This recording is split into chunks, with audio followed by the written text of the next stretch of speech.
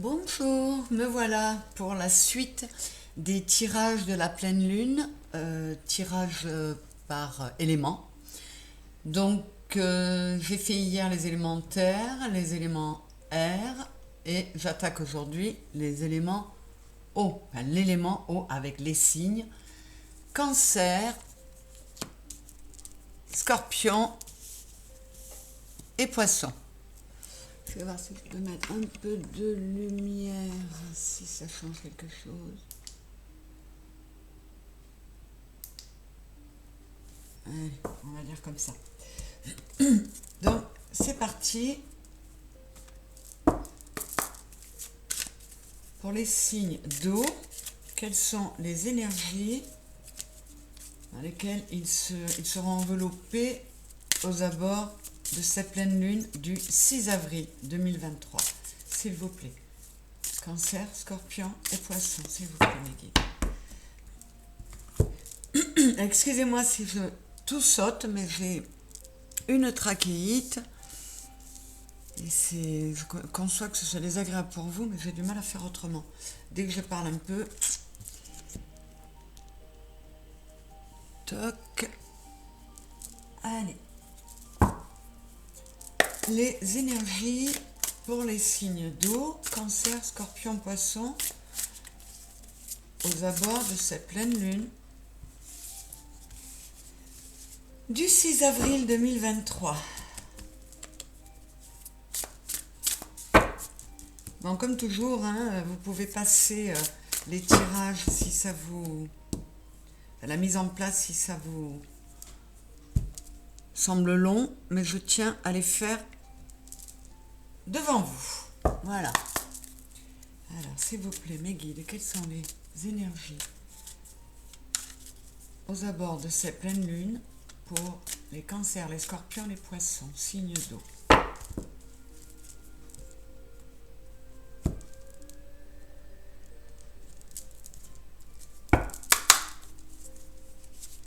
Les énergies dans lesquelles vont baigner les signes d'eau, cancer, scorpion, poisson, aux abords de cette pleine lune du 6 avril, s'il vous plaît.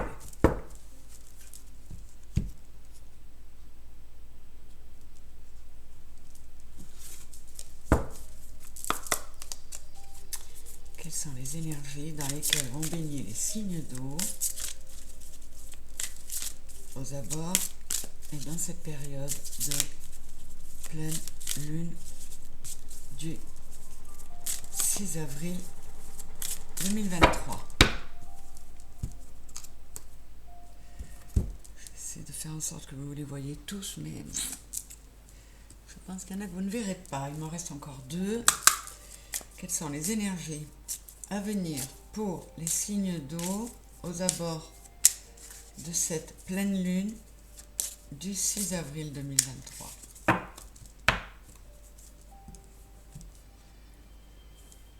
Là est mon petit Rider-Waite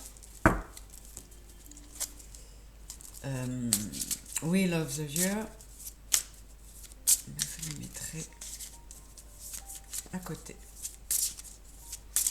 Quoi qu'il en soit, je vous ferai voir toutes les cartes. Allez, les énergies pour les signes d'eau aux abords de cette pleine lune du 6 avril. C'est parti, mes signes d'eau. Alors, nous avons le 2 de denier et le chariot.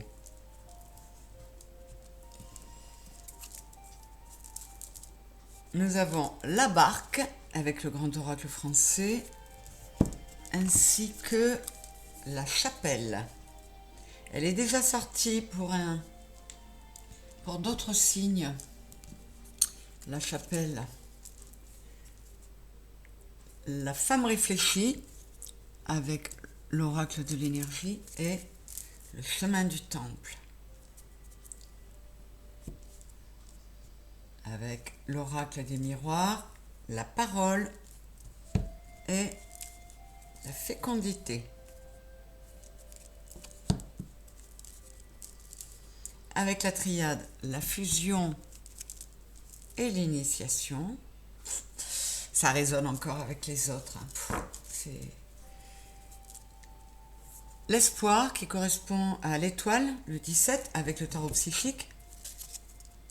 Et fondation solide qui correspond aux 4 de denier. Et enfin, avec Béline, les pénates et la trahison. On a souvent eu aussi cette carte de trahison. Alors, ben je commence par là parce que je l'ai déjà eu. Cette sensation, et même en consultation privée, cette sensation que les guides tiennent à vous dire que beaucoup de personnes, beaucoup de signes ne sont pas en accord avec eux-mêmes. Au point qu'on pense même qu'ils se trahissent, qu'ils trahissent leur être intérieur, leur être divin, leur âme autrement dit. Ils ne sont pas sur la bonne voie. Donc, et on est 2 fois sur la Lune. La Lune, c'est quand même beaucoup de flou, c'est très brumeux. On vous demande de faire de la lumière. Et on a quelque chose qui résonne là, c'est qu'on vous dit que en alignant, là on est sur un 11, en alignant encore une fois vos 2 polarités, en faisant qu'elles ne soient que une, vous voyez, on est sur le 55, 5 et 5, 10, ça fait le 1. En ne faisant qu'un avec notre être, on est sur le bon chemin de notre apprentissage et notre mission d'âme. Alors, qu'est-ce que j'ai là-dessous? Procès et ruine. Ouais, voilà. Donc, là, j'ai le procès avec le 33, donc maître nombre en plus, qui booste pas mal, mais ça donne un 6. Et on vous dit là, les guides, ils vous bottent derrière en vous disant il faut que tes pensées, tes réflexions, tu les utilises à bon escient, que tu y mettes beaucoup plus d'amour. Là, on est sur un 5, c'est le changement, mais un changement par le 5, c'est un changement qui déménage. Et on a la ruine, qui est l'équivalent de la maison de Dieu du tarot. Donc, on vous dit, là, il est temps de tout mettre à plat, et c'est complètement cohérent avec les énergies actuelles, notamment Pluton qui est en train de changer de signe et qui amène vraiment des bouleversements de façon radicale. On rase tout et on repart sur autre chose. Et là, encore une fois, mes signes d'eau, comme pour les autres signes que j'ai vus jusqu'à maintenant, c'est ce qu'on vous demande de faire. Alors, sous la fusion et l'initiation, j'ai le retour et la bénédiction. Oui, on est encore sur un 6. Reviens à l'amour. Là, tu es dans une situation où du serpent qui se mord la queue, tu n'avances pas. Donc, si toi, tu y mets de l'amour, si toi, tu t'aides, la bénédiction est là. Nous serons là pour t'aider à réaligner avec le 3 ton corps, ton cœur et ton âme. Donc, on est encore dans le même... ouais, c'est la même engeance que les autres signes. Alors, avec l'espoir, donc l'étoile et le 4 de denier,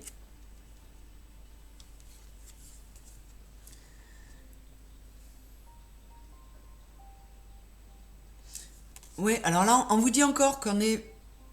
Les signes d'eau, vous êtes protégés, vous êtes guidés avec le signe de l'étoile. Donc, ne perdez pas espoir. Et là, on a un mélange avec cette carte. Le 4 de denier dans le tarot, en général, c'est représenté par une personne assise sur un coffre qui fait de la rétention, qui n'avance pas parce qu'il fait de la rétention. Il ne s'ouvre pas. Alors qu'on vous dit, si tu t'ouvres, comme l'être qui est à l'intérieur de ce cercle lumineux là, si tu te laisses guider, tu acquériras des fondations solides, mais il faut lâcher un peu du lest. Il faut t'ouvrir et il faut fonctionner autrement. Et là, on vous dit que on arrive, grâce à ça, on arrivera à une force spirituelle, à une prospérité matérielle autant que spirituelle, avec plus d'amour encore une fois, puisqu'on a encore du 6. Mais on vous dit qu'il faut mettre fin avec le 9. Le 9 de bâton, c'est... en défense, c'est bien, acquis, mais... comment dire, on est presque dans l'obstination. C'est plus la peine de s'accrocher comme ça. On peut lâcher du lest. Le plus dur est passé. Maintenant, il faut lâcher un peu pour, un peu comme le 4 de denier, quand on vous demande de lâcher prise pour avoir des fondations solides et acquérir la force spirituelle sur laquelle vous pouvez compter. Et ça vous amènera, vous voyez la dominante de couleur là, c'est le vert. Ça vous amènera à une guérison. Alors là, avec le 2 de denier et le chariot c'est on avance, on fonce, on fait les bons choix, les choix qui sont rappelés par le 2 là, hein, quand on a deux deniers, quand on a les cartes 2 dans le tarot, c'est qu'il y a toujours des choix à faire. Mais les choix que l'on va faire seront judicieux, seront guidés par quelque chose de beaucoup plus lumineux. Donc, on trouvera un équilibre dans nos décisions. Mais, encore une fois, on nous demande de nous connecter un peu plus à notre être divin, à écouter ce que notre âme demande, à ce dont on a vraiment envie, pour être dans quelque chose de beaucoup plus agréable et aller vers un nouveau départ plein de prospérité. Et la célébration, le 3 de coupe, c'est on fait la fête, on célèbre, on est heureux. Et on est encore sur la notion de 3, de réunification de notre corps, notre cœur et notre âme. Tout ce qui constitue notre être. C'est très cohérent et c'est très beau. Je suis ravie. Voyez, en allant vers davantage de méditation et de sagesse, vous allez aller vers la liberté et le bonheur. Vous allez aller vers des eaux beaucoup plus calmes et donc des émotions. Là, on est quand même pas mal sur le bleu et l'eau, ce sont les émotions. Mais c'est quelque chose de beaucoup plus apaisant, de beaucoup plus apaisé. Donc, vous avez vraiment tout intérêt à procéder à ce qu'on vous demande de faire. Vous voyez ? Là, j'ai la solitude, l'isolement et l'invitation, hospitalité. Encore une fois, on vous invite à vous introspecter, à vous mettre dans une solitude, mais pas une solitude imposée, ni une solitude pesante, une solitude bénéfique. On est encore sur le 7 et 4, 11. Une solitude où vous allez pouvoir équilibrer vos deux polarités. Donc on vous dit, et là on est sur du 7, hein, rentre, pousse la porte de ton intériorité, mets-toi un peu en recul, en isolement, et tu y gagneras en sagesse par cette méditation, et tu y trouveras beaucoup plus de liberté et de bonheur.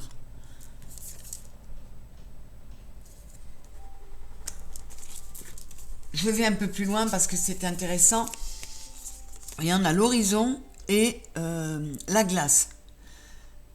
Là, on vous dit maintenant, même si votre horizon vous semblait figé, glacé, vous n'arriviez pas à vous projeter à long terme, là j'ai la brièveté, l'éphémère,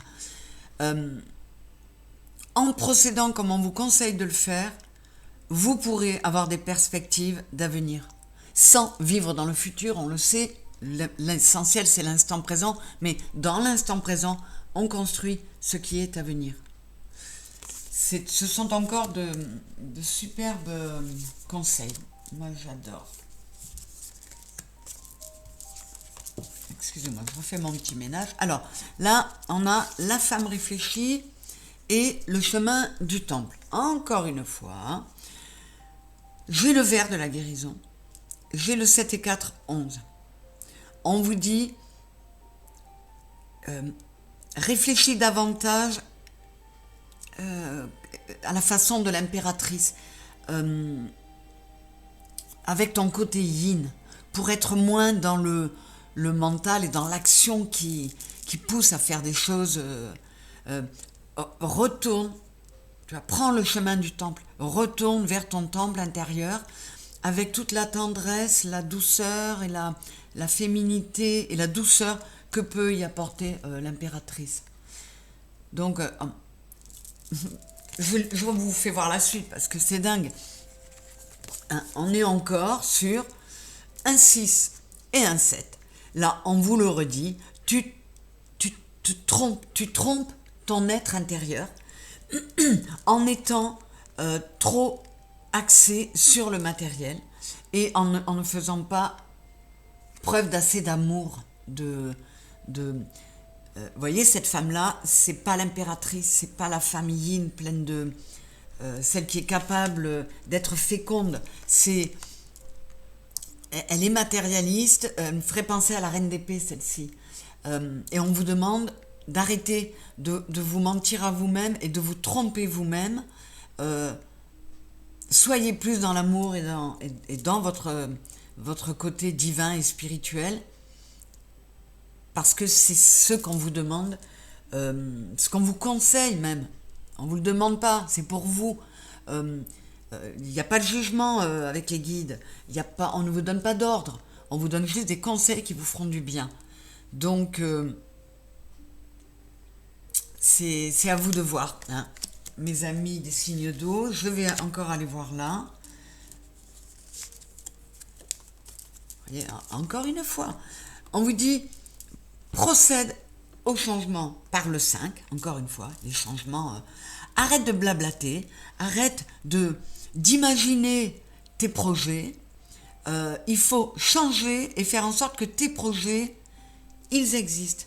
Mais à travers ton côté yin, à travers la douceur, à travers l'amour. Elle est là, l'amour, elle est dessous. Hein, à travers l'amour que tu peux t'apporter notamment à ton enfant intérieur. Donc le message, il est récurrent et il est le même pour tous les signes. Ça doit être fichtrement important et même primordial pour que les guides le sortent à tout le monde. Et donc là, j'ai la confirmation, on vous le dit. Trouve une stabilité avec le 4.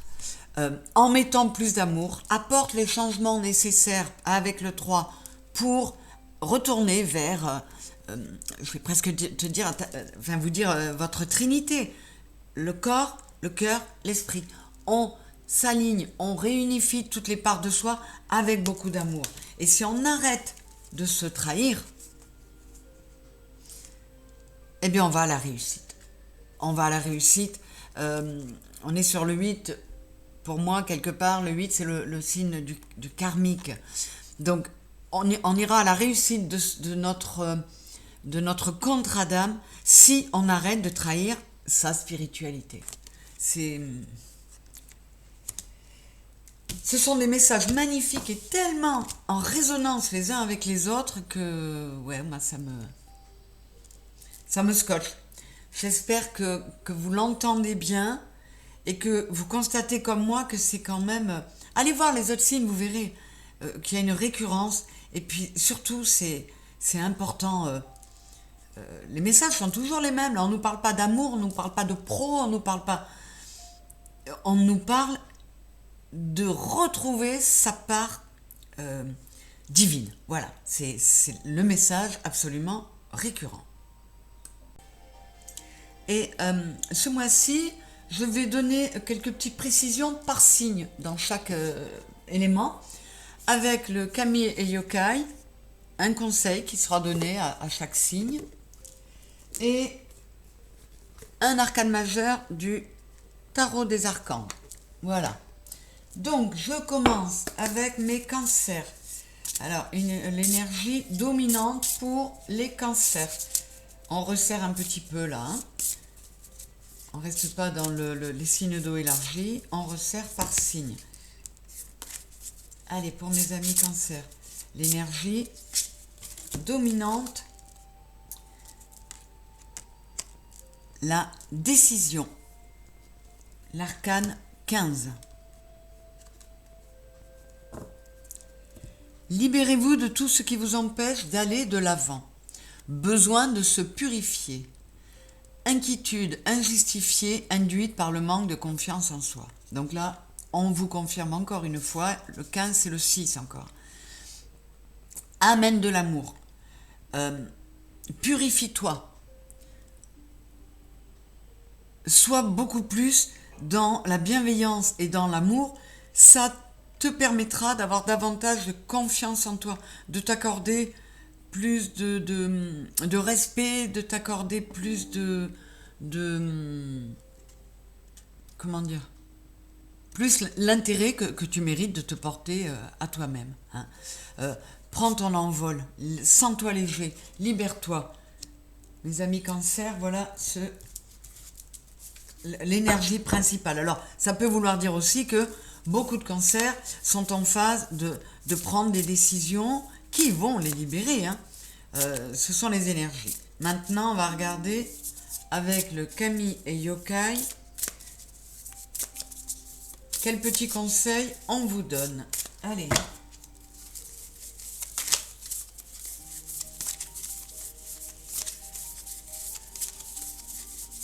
Allez, c'est toi qui veux venir. J'ai le Dokuro no Kai. Je vous la fais voir. Dokuro no Kai. Je vous lis le message. Mais on est encore sur 8 et 4, 12, 2 et 1, 3. On est encore sur... C'est une forme d'avertissement. Si tu veux aller mieux, réaligne-toi. Réunifie toutes les parts de ton être. Alors, je vous dis ça.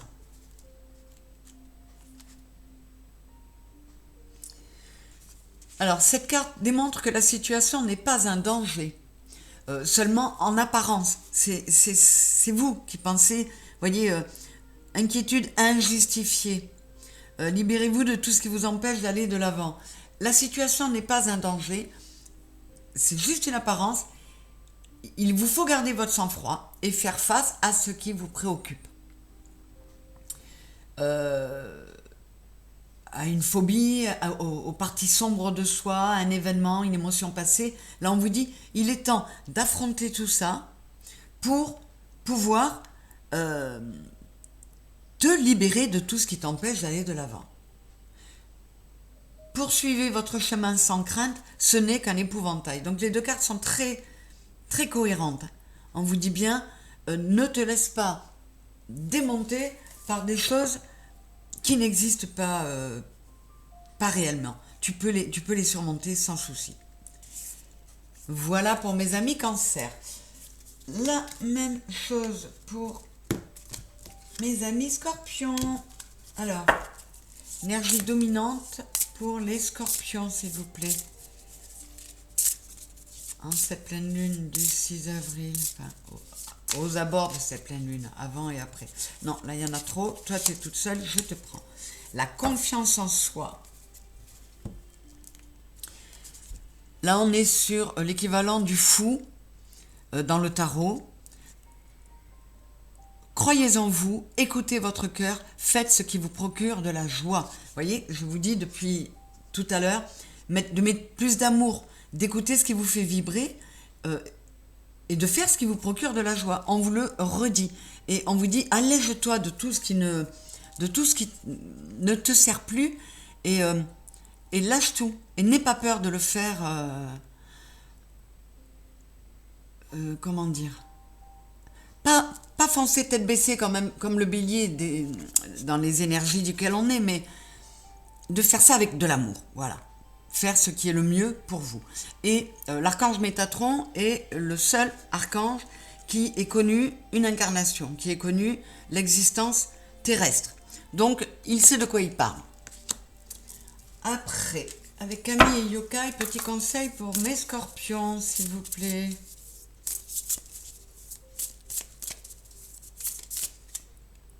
Tiens, toi, tu étais sorti, je te garde.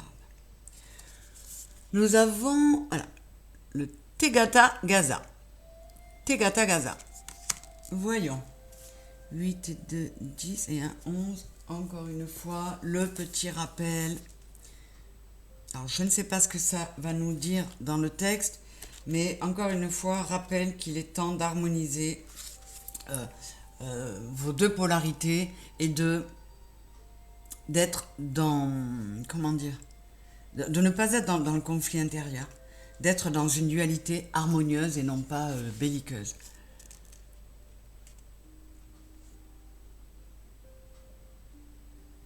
Alors, Tegatagaza signifie le parapluie portant l'empreinte de la main. C'est une parole donnée, un contrat signé pour lequel vous avez la main. Alors là, pour moi, c'est très clair. C'est encore une fois un petit rappel à l'ordre sur le fait qu'il est impératif que vous respectiez votre contrat d'âme.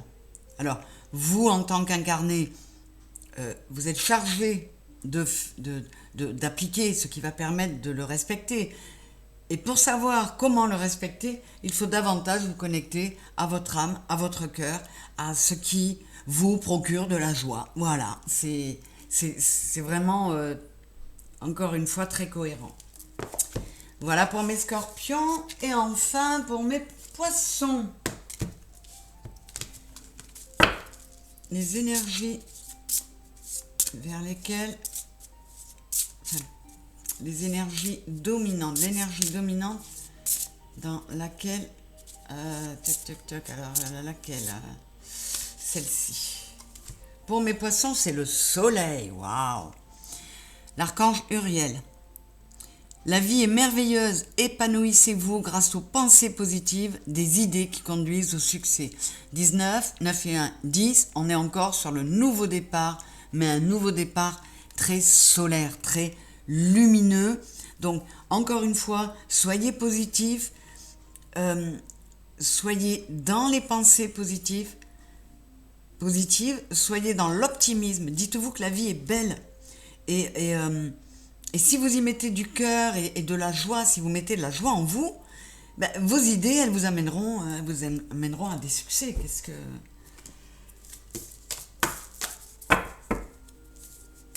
Ouais, on vous dit de foncer, mais en écoutant encore une fois votre cœur. Alors, le Kami et Yokai nous dit quoi en conseil pour les poissons? C'est toi qui veux venir, te voilà. Alors, j'ai Kozodé noté. Kozodé noté. Là, c'est pareil. On vous dit, à mon avis, que vous manquez de stabilité. Vous êtes encore trop dans une espèce de nébuleuse qu'apporte la lune, vous voyez, à la pleine lune sur sa robe, et qu'il faut essayer de vous